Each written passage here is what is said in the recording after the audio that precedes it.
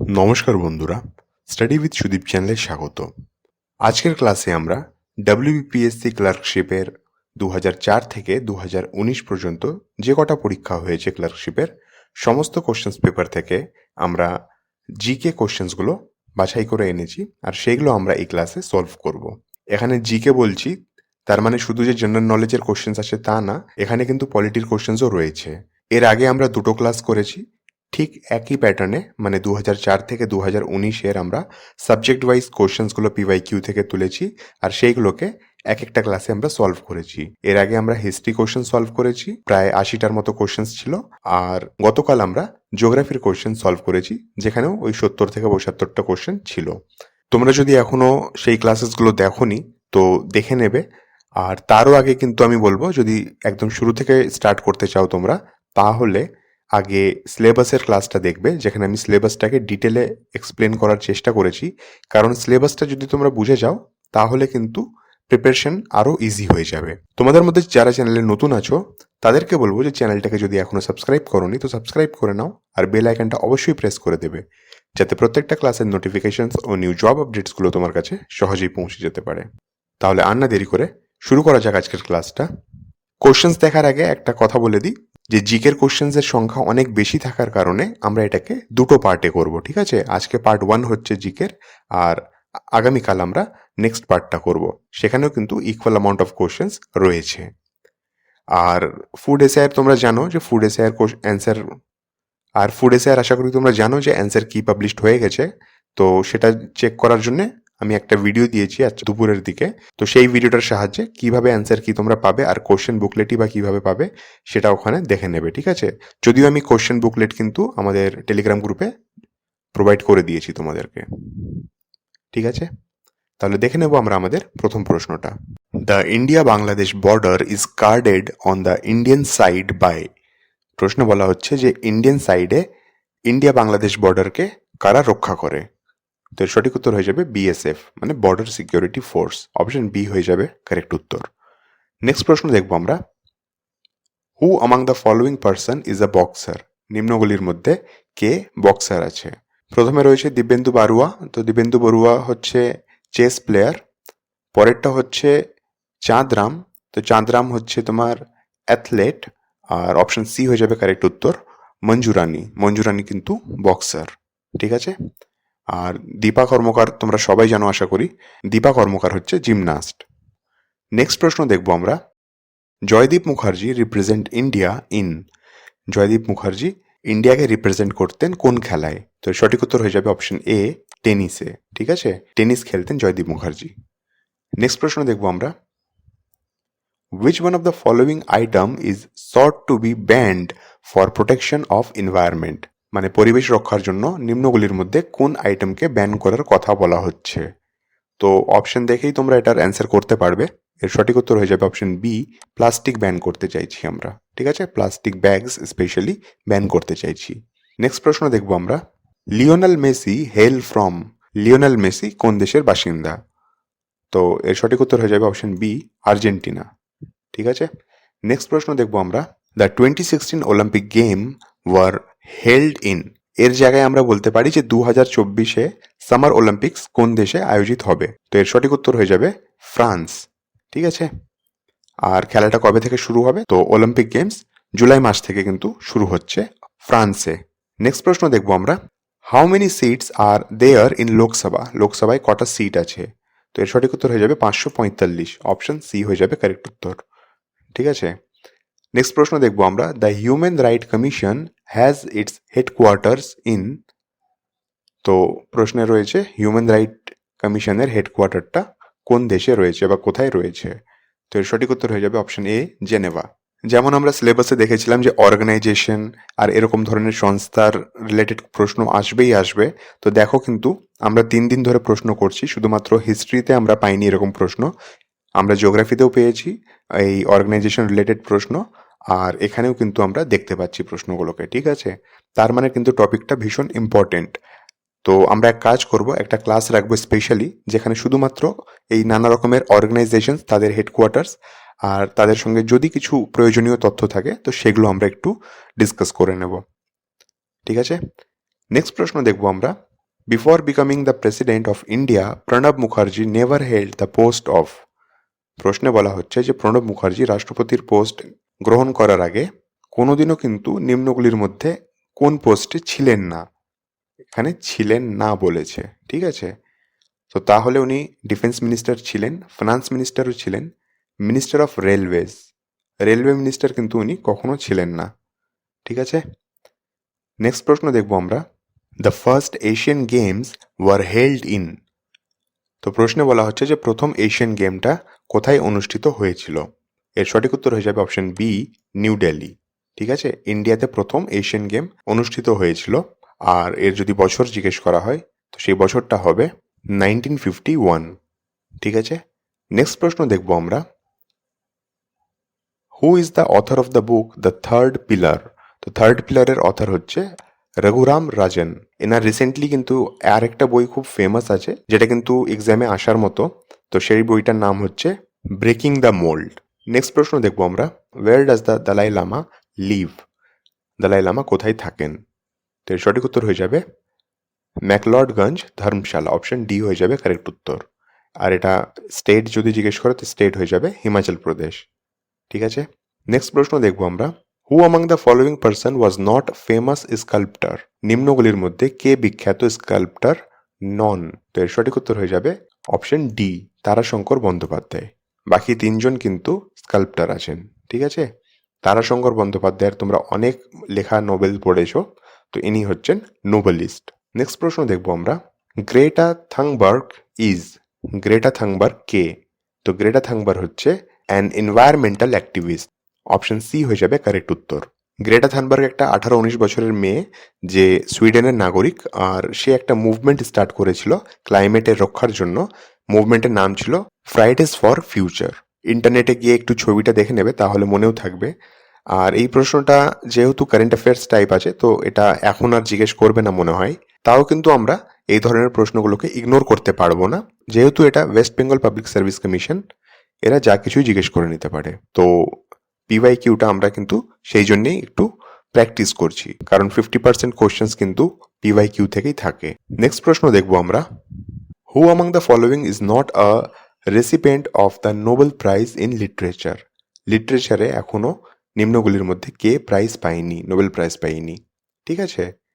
তো এর সঠিক উত্তর হয়ে যাবে অপশন সি, অরুন্ধতী রয়। অরুন্ধতী রয় এখনো কিন্তু নোবেল প্রাইজ পাননি। নেক্সট প্রশ্ন দেখবো আমরা, who is currently the foreign minister of India. খুব ইজি প্রশ্ন এটা, এস জয়শঙ্কর আমাদের এখন ফরেন মিনিস্টার আছেন। নেক্সট প্রশ্ন দেখবো আমরা, Keshav Maharaj is cricketer who plays for. Keshav Maharaj কোন দেশের ক্রিকেটার। তো এর সঠিক উত্তর হয়ে যাবে option C, South Africa. Next প্রশ্ন দেখবো আমরা, India's look east policy was launched by. ইন্ডিয়ার যে লুক ইস্ট পলিসি আছে এটা কোন প্রধানমন্ত্রী লঞ্চ করেছিলেন। তো এর সঠিক উত্তর হয়ে যাবে অপশন এ, নরসিমা রাও, ঠিক আছে।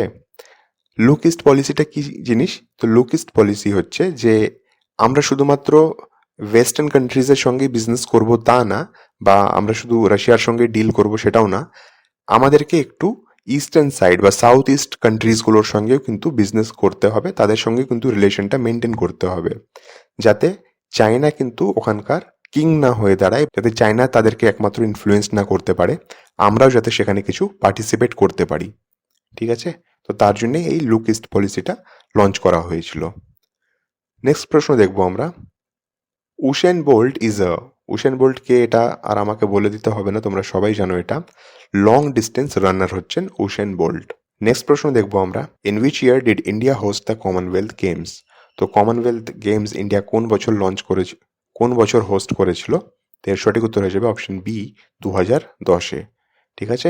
নেক্সট প্রশ্ন দেখবো আমরা, which one of the following does not cause global warming. নিম্নগুলির মধ্যে কে গ্লোবাল ওয়ার্মিং ঘটায় না। তো এর সঠিক উত্তর হয়ে যাবে option C, solar energy. Burning of fossil fuel, যেই জ্বালানিগুলো আমরা ব্যবহার করে থাকি সেগুলো দিয়ে তো গ্লোবাল ওয়ার্মিং হবেই, কার্বন ডাই অক্সাইড এমিট হবেই। পেট্রোল কার্স, সেটাও কিন্তু কার্বন ডাই অক্সাইড রিলিজ করে। আর ডিফরেস্টেশন, গাছপালা কাটলেও কিন্তু গ্লোবাল ওয়ার্মিং হবেই হবে। একমাত্র সোলার এনার্জি যদি আমরা ইউজ করি সেই ক্ষেত্রে কিন্তু কার্বন ডাই অক্সাইড এমিট হবে না আর গ্লোবাল ওয়ার্মিংটা হবে না। ঠিক আছে। Who among the following Nobel laureates did not have any significant connection with Kolkata. নিম্নগুলি নোবেল লরেটসের মধ্যে কার কলকাতার সঙ্গে কোনো রকমের কানেকশন নেই? তো এর সঠিক উত্তর হয়ে যাবে অপশন বি, হরগোবিন্দ খুরানা। ঠিক আছে। ইনি কিসের জন্য নোবেল পেয়েছিলেন এটা কিন্তু অবশ্যই কমেন্ট করে আমাকে জানাবে। ঠিক আছে। বায়োলজির একটা ফিল্ড আছে, আমি পুরো ডিটেলে বললাম না, একটু হিন্ট দিয়ে রাখলাম। কমেন্টে কিন্তু অবশ্যই জানাবে। হরগোবিন্দ খুরানা কিন্তু অনেক এক্সামে আসে, যেগুলো গ্রুপ ডি লেভেলের পরীক্ষা হয় সেখানে কিন্তু হরগোবিন্দকে নিয়ে এখনও কোশ্চেন্স সেট করা হয়। ইভেন এমটিএসে কিন্তু রিসেন্ট 2-3 বছর পুরনো কোশ্চেন পেপার তুলে দেখো, সেখানেও কিন্তু হরগোবিন্দ খুরানাকে নিয়ে এসেছিল প্রশ্ন। ঠিক আছে। নেক্সট প্রশ্ন দেখবো আমরা, who was the first chairman of India's atomic energy commission? তো ভারতের অ্যাটমিক এনার্জি কমিশনের প্রথম চেয়ারম্যান কে ছিলেন? তো এর সঠিক উত্তর হয়ে যাবে অপশন এ, হোমি ভাবা।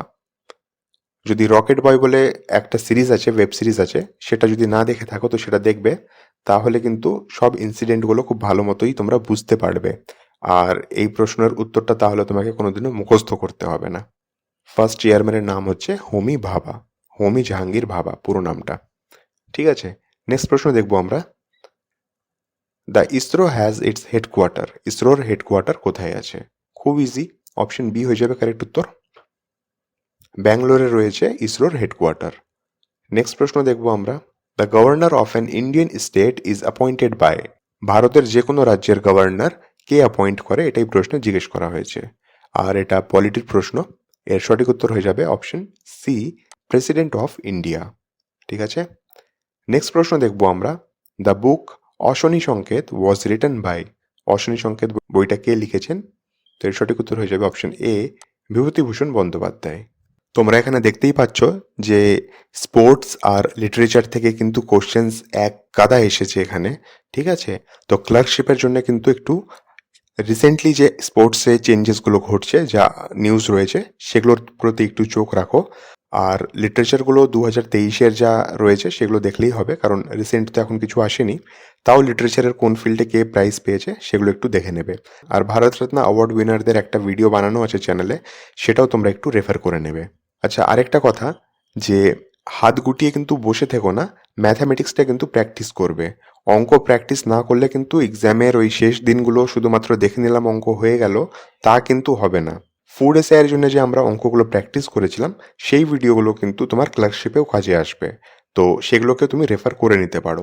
চ্যানেলে ভিজিট করবে, ম্যাথামেটিক্সের একটা প্লেলিস্ট অলরেডি বানানো আছে, সেখানে তুমি সেই ভিডিওগুলো দেখতে স্টার্ট করো। আর তারপরে মার্চ মাসটা তো শেষ হয়েই যাচ্ছে, এপ্রিল থেকে আমরা কিন্তু কিছু নিউ প্যাটার্নে অঙ্ক সলভ করতে স্টার্ট করব। ঠিক আছে। নেক্সট প্রশ্ন দেখবো আমরা, the x officio chairman of Rajya Sabha is. এই প্রশ্নটাও কিন্তু পলিটির আছে। তো রাজ্যসভার চেয়ারম্যান কে? এর সঠিক উত্তর হয়ে যাবে অপশন বি, ভাইস প্রেসিডেন্ট। বর্তমানে ভাইস প্রেসিডেন্টের নাম কি?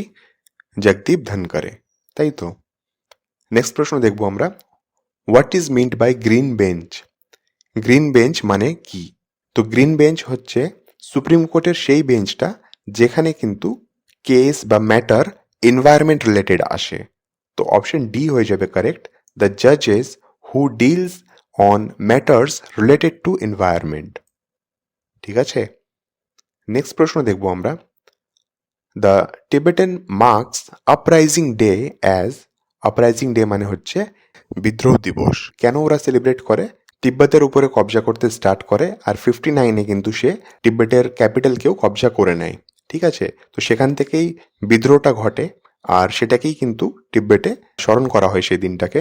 আর সেই তারিখটা কি? তো সেই তারিখটা হয়ে যাবে 10 মার্চ। অপশন এ হয়ে যাবে কারেক্ট উত্তর। ঠিক আছে। নেক্সট প্রশ্ন দেখবো আমরা, the Bangla band that defines it's music as urban folk is. প্রশ্নে বলা হচ্ছে যে নিম্নগুলির মধ্যে কোনটা বাংলা ব্যান্ড আছে যে নিজের গানকে, নিজের মিউজিককে আরবান ফোক হিসেবে ডিফাইন করতো? তো এর সঠিক উত্তর হয়ে যাবে অপশন বি, ভূমি। ভূমির যে কোনো গানই তোমরা দেখবে আরবান ফোক স্টাইলের রয়েছে। ঠিক আছে। নেক্সট প্রশ্ন দেখবো আমরা, green park stadium is in. Green park stadium কোন শহরে রয়েছে? তো এর সঠিক উত্তর হয়ে যাবে অপশন ডি, কানপুরে রয়েছে গ্রিন পার্ক। ঠিক আছে। নেক্সট প্রশ্ন দেখবো আমরা, Cooch Behar trophy is given in. Cooch Behar trophy কোন খেলায় দেওয়া হয়? তো এর সঠিক উত্তর হয়ে যাবে অপশন সি, ক্রিকেটে দেওয়া হয় কুচবিহার ট্রফি। ঠিক আছে, নেক্সট হচ্ছে Wimbledon known for lawn tennis court is in. Wimbledon যে লন টেনিস কোর্ট রয়েছে সেটা কোন দেশে রয়েছে বা কোন শহরে রয়েছে? তো এর সঠিক উত্তর হয়ে যাবে অপশন ডি, লন্ডনে রয়েছে এটা। নেক্সট প্রশ্ন দেখবো আমরা, in which of the following field Kumar Gandharva earned distinction. প্রশ্নে বলা হচ্ছে যে কুমার গন্ধর্ব কোন ফিল্ডের সঙ্গে যুক্ত বা কোন ফিল্ডে নিজে খ্যাতি কামিয়েছেন? তো এর সঠিক উত্তর হয়ে যাবে অপশন সি, মিউজিক। নেক্সট প্রশ্ন দেখবো আমরা, Sunita William is a. Sunita William কে? তো সুনিতা উইলিয়াম একজন নাসা সায়েন্টিস্ট। এখানে দেখো এই ধরনের প্রশ্ন কিন্তু ফুড এসআই শিফট 1 শিফট 2-তে দেখা গেছিল, যে একটা মানুষের নাম দিয়ে দিচ্ছে আর সে কোন ফিল্ডের সঙ্গে যুক্ত সেটা জিজ্ঞেস করছে। সেও কিন্তু খুব ইজি। তো ক্লার্কশিপেও কিন্তু পিওয়াইকিউ আমরা দেখছি বর্তমানে, তো পিওয়াইকিউ এর সেই প্রশ্নগুলো কিন্তু আমরা দেখতে পাচ্ছি। তার মানে এই ধরনের প্রশ্নও কিন্তু ক্লার্কশিপে আসতে পারে, আসার কিছু চান্সেস রয়েছে। তো এক এক করে আমরা কিন্তু জিকের কোশ্চেন প্যাটার্নকে বোঝার চেষ্টা করছি। এটা কোথাও না কোথাও আমাদের প্রিপারেশনে হেল্প করবে, কারণ আমরা এই ধরনের প্রশ্ন তাহলে একটু বেশি করে প্র্যাকটিস করে যাব পরীক্ষা দিতে। নেক্সট প্রশ্ন দেখবো আমরা, the day tsunami hit Tamil Nadu and Andaman island is. মানে সেই তারিখটা জিজ্ঞেস করেছে যেদিন সুনামি তামিলনাড়ু আর আন্দামানে এসেছিল, তো সেই তারিখটা হচ্ছে 26 ডিসেম্বর 2004।